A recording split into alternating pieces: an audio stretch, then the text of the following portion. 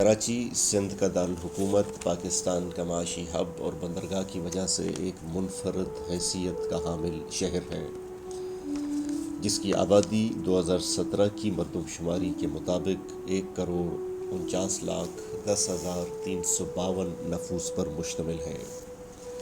1941 کی مردم شماری کے مطابق شہر کراچی کی اس وقت کی آبادی 4,35,887 نفوس پر مشتمل تھی۔ کراچی ایک سرسبز و شاداب زرعی علاقہ تھا۔ کراچی کے وسیع شہری علاقے میں 5 ایکڑ سے 50 ایکڑ تک مشتمل متعدد عوامی پارک ہوا کرتے تھے، جن میں جہانگیر کوٹاری پارک، برس گارڈن، گاندھی گارڈن، رام باغ جسے اب آرام باغ کہا جاتا ہے خاص طور پر قابل ذکر ہیں۔ تاہم یہ پارک اب سکڑ کر محض چند سو گزوں تک محدود ہو کر رہ گئے ہیں۔ 50 اور 60 کی دہائی تک کراچی کا موازنہ یورپی شہروں سے کیا جاتا تھا۔ تقسیم ہند کے بعد اس شہر کی آبادی تیزی سے بڑھنے لگی۔ اس غیر فطری آبادی کے بڑھنے کی وجہ سے اس شہر میں کئی مسائل نے جنم لیا۔ آبادی کے بڑھنے کی وجہ سے کراچی کی زرعی زمینیں انسانی آبادی میں تبدیل ہونا شروع ہوئیں۔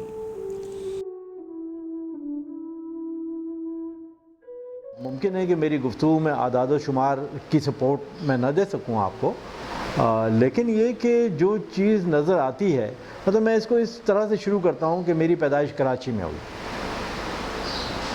کراچی میں میری پیدائش ہوئی اور میرا جو رہائشی علاقہ تھا جہاں میں پیدا ہوا وہ فرے روڈ کا علاقہ تھا، آرٹلری میدان کا۔ وہاں سے ہمارے رشتہ داروں نے بڑھنا شروع کیا، مکانات بننے شروع ہوئے۔ کوئی نارتھ ناظم آباد میں جا رہا ہے، کوئی کہیں جا رہا ہے، ناظم آباد میں جا رہا ہے، کوئی کہیں جا رہا ہے۔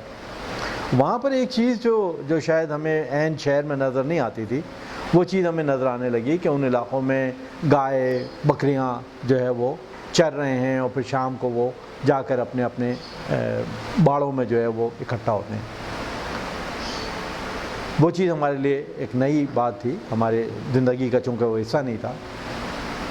لیکن وقت کے ساتھ ساتھ میں نے یہ دیکھا کہ فرض کیجئے کہ ناظم آباد میں، پٹبی ایریا میں، گلستان جوہر میں، PCHS میں، جہاں پہ بھی آبادیاں یہ بنی، کنسٹرکشن ہوئی، اور وہاں پہ جو گوٹ تھے، وہاں جو گوٹھوں کی زمینیں تھیں، وہ صرف گوٹ نہیں تھے کہ وہ 4 لوگوں کی زمین نہیں، آبادی نہیں تھی۔ جیسے آپ کہیں کہ بھی ناظم آباد بلاک 5 میں جو ہے وہ 5000 مکانات ہیں اور 5000 فیملیز اس میں رہتی ہیں۔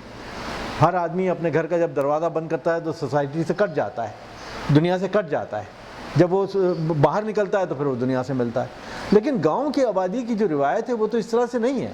وہ تو اس طرح سے ہے کہ اس کا جانور اور مال بھی ہے، اس کی کھیتی باڑی بھی ہے، اس کے معاشی اور معاشرتی تمام تقاضے جو ہیں زندگی کے، وہ صرف ایک مکان کو تالا لگانے سے بند اور کھل نہیں جاتے، بلکہ وہ پوری آبادی ہے، پوری زمین پہ وہ رہ رہی ہے۔ وہاں سے پانی کا کنواں بھی ہے، وہاں پہ جو ہے اگر دریا یا ندی وہاں سے نہیں بہہ رہی ہے تو پانی کا کنواں اس کے اندر ہے، جہاں سے کہ وہ اپنے گاؤں کے پانی کی ضروریات کو پورا کرتے ہیں۔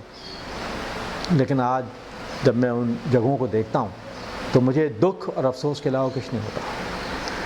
وہ چراگاہیں ختم ہو گئیں، ان پہ آبادی بن گئی، رہائشی مکان بن گئے، انڈسٹری بن گئی، شاپنگ مال بن گئے۔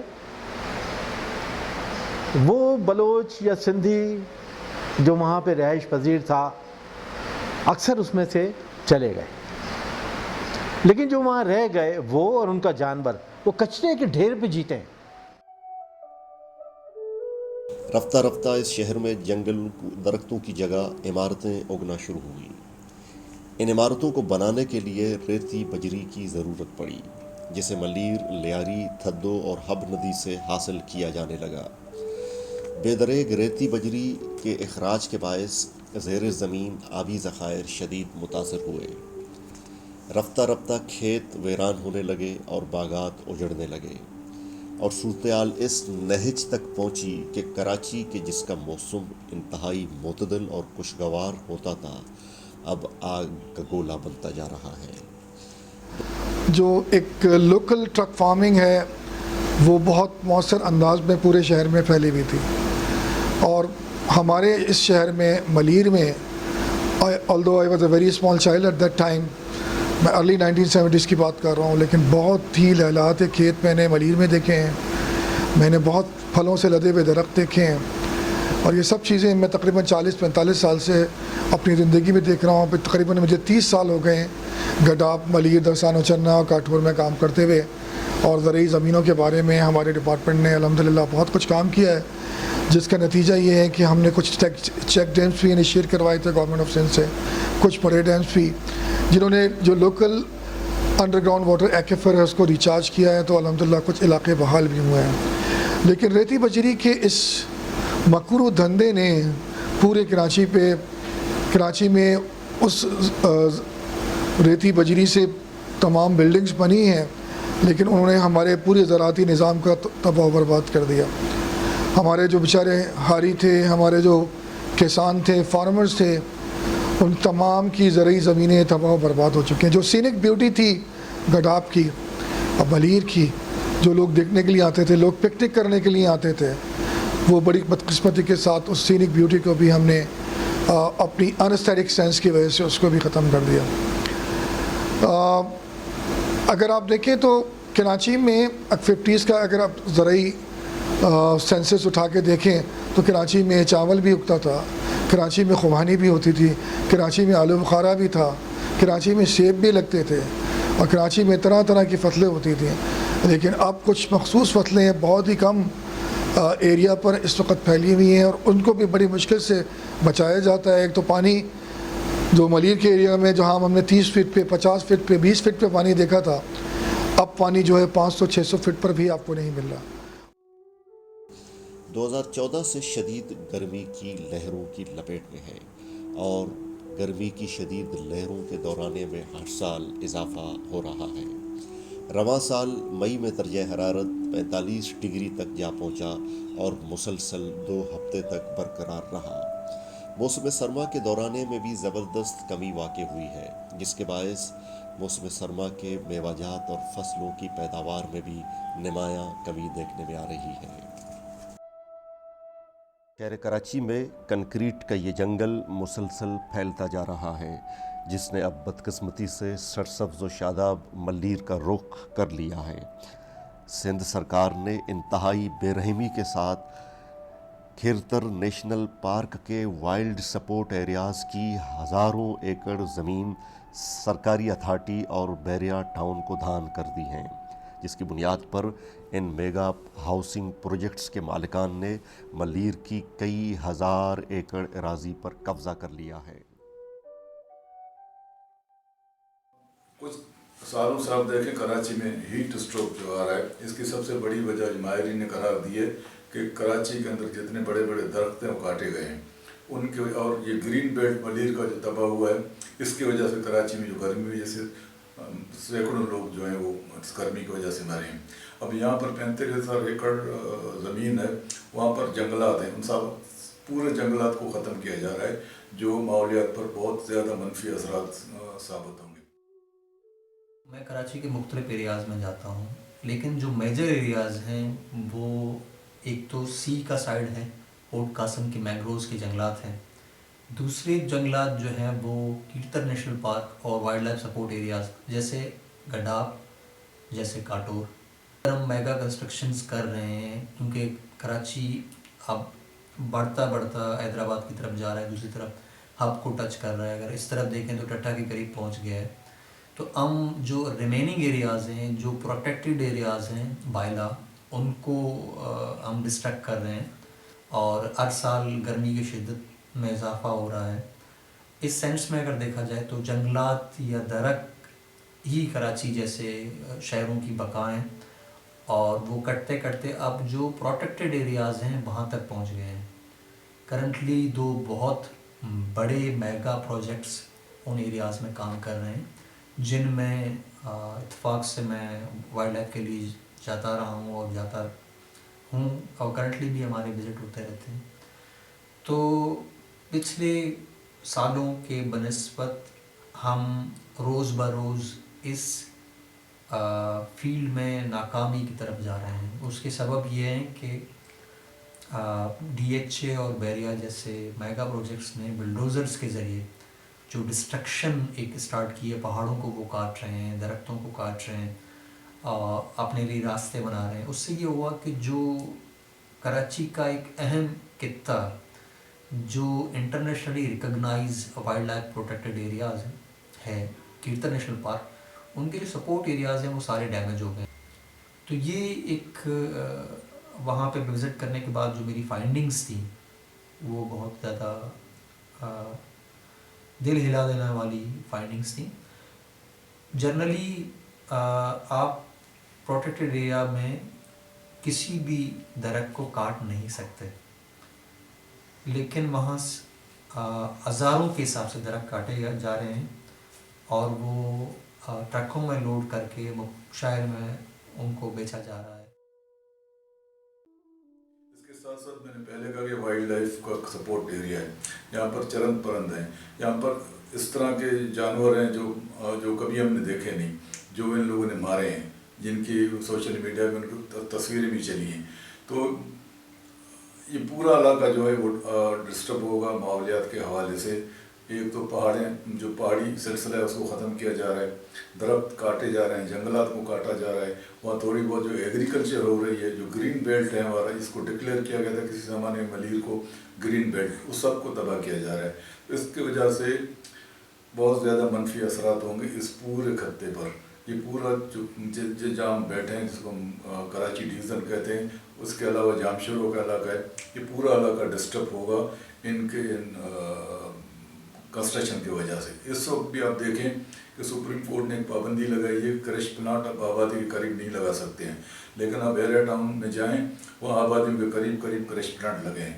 जितने भी गोट हैं वो डिस्टर्ब हो रहे हैं, तो सारा दिन मिट्टी धूल उड़ती रहती है, जिसकी वजह से पूरे इलाके में जो एक बीमारियां जो फैलेंगी। जिस तरह लकी सीमेंट फैक्ट्री की बात करते हैं कि वहाँ दिल की बीमारियां, वहाँ फेफड़ों की बीमारियां, आगा खान की रिपोर्ट है, उस मिट्टी की वजह से ये सारी बीमारियां फैलेंगी।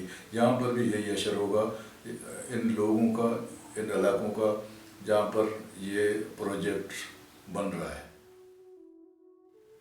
अगर सीजन्स के हवाले से डिवाइड किया जाए तो कीर्तन नेशनल पार्क या उसके सपोर्ट एरिया जैसे गड्डाप हो गया, जैसे काटोर हो गया, जैसे डेर और दसा चंगा के एरियाज़ हैं, ये सपोर्ट एरियाज़ कहलाते हैं नेशनल पार्क के।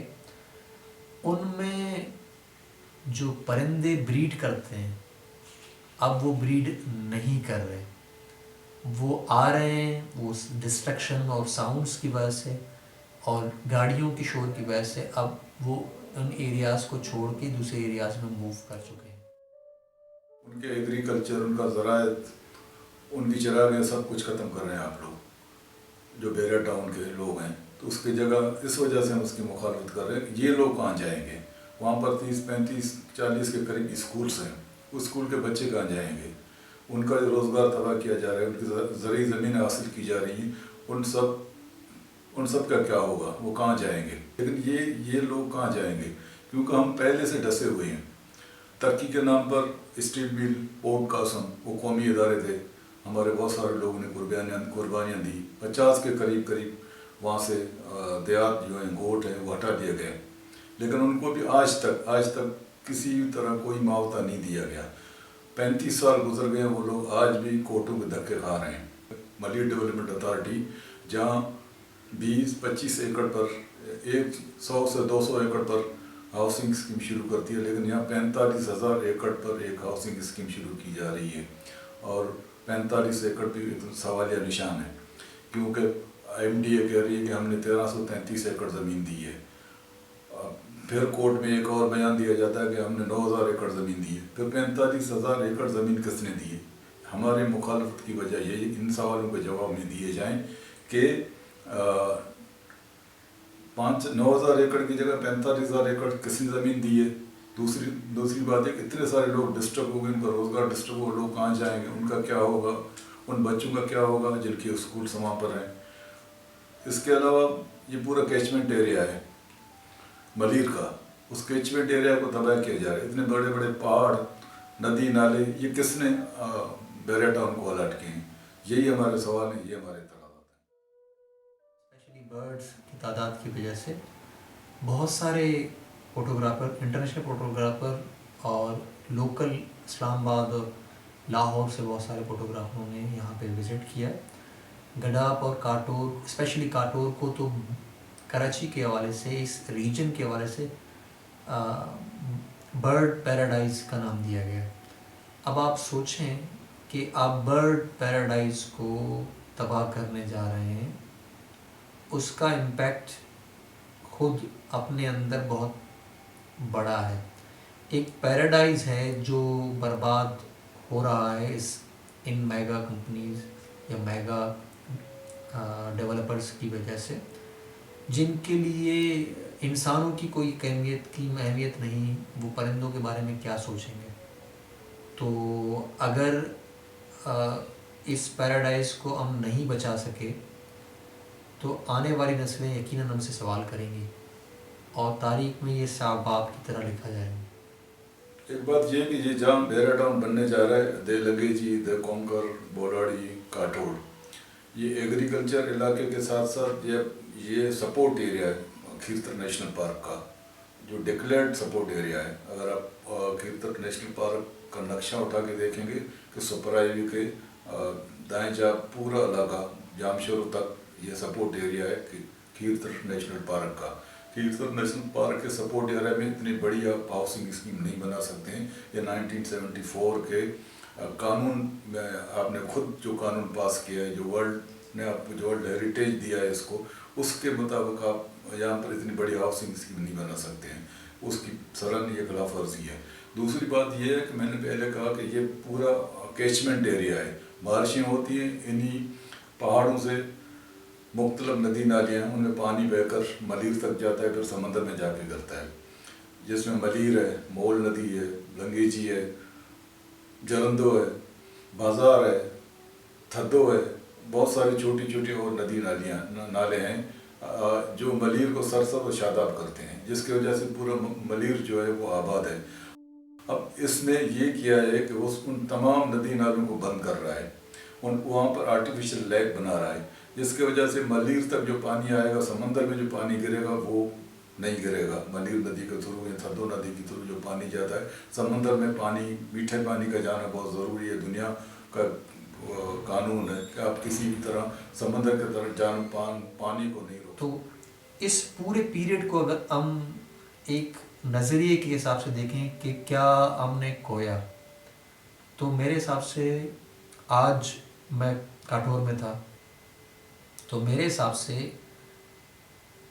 میں اگر ہم 4 سالوں کا تجزیہ کریں یا 3 سالوں کا تجزیہ کریں تو ہم نے آلموسٹ 50 to 60% اپنے برڈز، وائلڈ اینیملز، ریپٹائلز وہ ہم ضائع کر چکے ہیں. اب ان ایریاز میں wildlife as compare to 3 سال پہلے، اگر 3 سال پہلے کی نسبت سے دیکھا جائے تو 50 to 60% ان میں کمی آئی ہے. ہیریٹیج بہت زیادہ ہے یہاں پر، جو ہے وہ آثار قدیمہ کے جو چیزیں وہ بہت زیادہ ہیں. جس طرح چوکنڈی قبرستان ہے، اس طرح کی نقش نگار والی قبریں اور قبرستان یہاں پر موجود ہیں. ان کو یہ ڈیمالش کر رہا ہے. ایک کو تو بالکل ہی ختم کر دیا اس بیریا ٹاؤن نے. اس کے ساتھ ساتھ یہاں پر بدھا دور کے جو ہیں راک کارونگ ہے، پورے دنیا میں ان پہ کام ہو رہا ہے. پہلی مرتبہ کراچی کے علاقے میں، ملیر میں یہ چیزیں ہمیں نظر آئی ہیں. 3-4 ایسے اسپاٹ ہیں جن پر یہ 200 سے زیادہ، کہیں 50-60، کسی جگہ 200 سے زیادہ اس طرح کے نشانات ہیں جو بدھا دور کے ہیں، جہاں اسٹوپاس بنے بدھا کے اور بہت ساری نشانیاں ان پہاڑوں پر ہیں. ان سب کو یہ ڈیمالش کرے گا، ان سب کو یہ ختم کرے گا. یہ صرف ماحولیات کا مسئلہ نہیں ہے، یہ صرف جو ہے وائلڈ لائف کا مسئلہ نہیں ہے. یہاں پر قومی جو ورثہ ہے ہمارا، جو کلچر ہے، اس کو بھی تباہ کیا جا رہا ہے. ضرورت سے زیادہ جو اوور ڈیولپمنٹ کے لیے جو ٹرم استعمال ہوتی ہے آج کل ہوتی ہے، وہ بھی بہت مضر ہے. میرا خیال ہے کہ ڈیولپمنٹ ہونی چاہیے، لیکن حتی الامکان کوشش کرنا چاہیے کہ اس علاقے کی بائیو ڈائیورسٹی، اس علاقے کے مقامی لوگ، ان کی ضروریات ان کی ملکیت، ان کی ثقافت، ان کی خوراک اور ان کی اگلی نسلوں کا جو فیوچر ہے وہ اس ڈیولپمنٹ سے متاثر نہیں ہونا چاہیے۔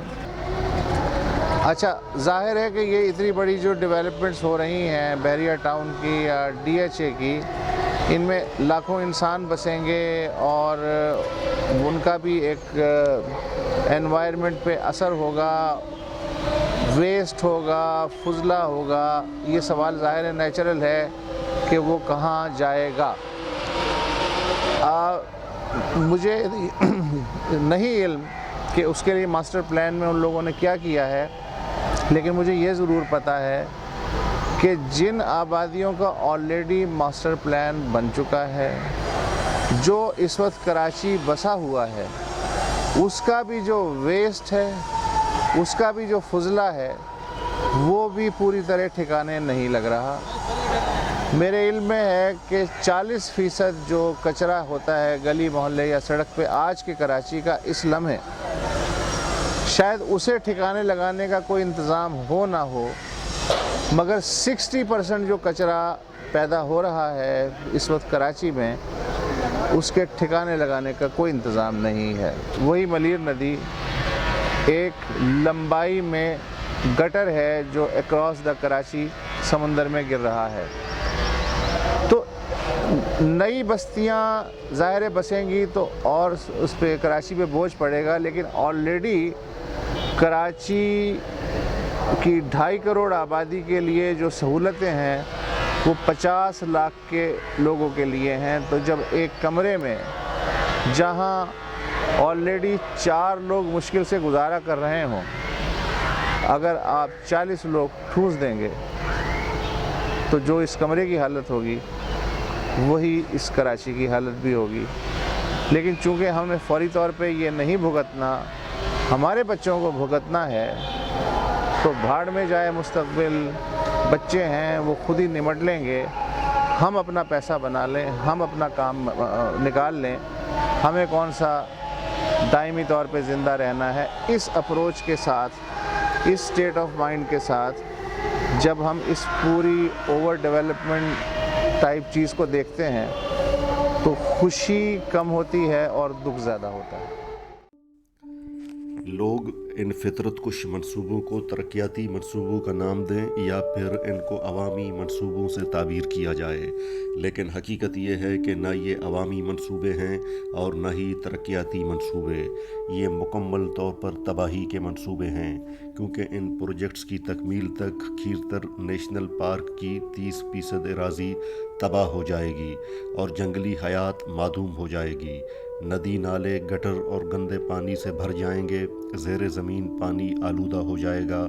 ان ہاؤسنگ اسکیمز کی وجہ سے جو ماحولیاتی ابتری آئے گی اس کا اندازہ لگانا مشکل نہیں، کیونکہ پاکستان کے بڑے شہر کراچی، لاہور اور پنڈی دنیا کے آلودہ ترین شہروں میں شمار ہوتے ہیں، مگر ان ہاؤسنگ پروجیکٹس کے سب سے پہلے متاثرین جنگلی حیوانات ہیں، اس کے بعد مقامی لوگ ہیں جن کا ہر پہلو سے معاشی قتل ہو رہا ہے، ان کی چراگاہیں ختم ہو رہی ہیں، ندی نالوں پر بند باندھے گئے ہیں جو مستقبل میں ملیر کی زراعت کی تباہی کا سبب ہوں گے۔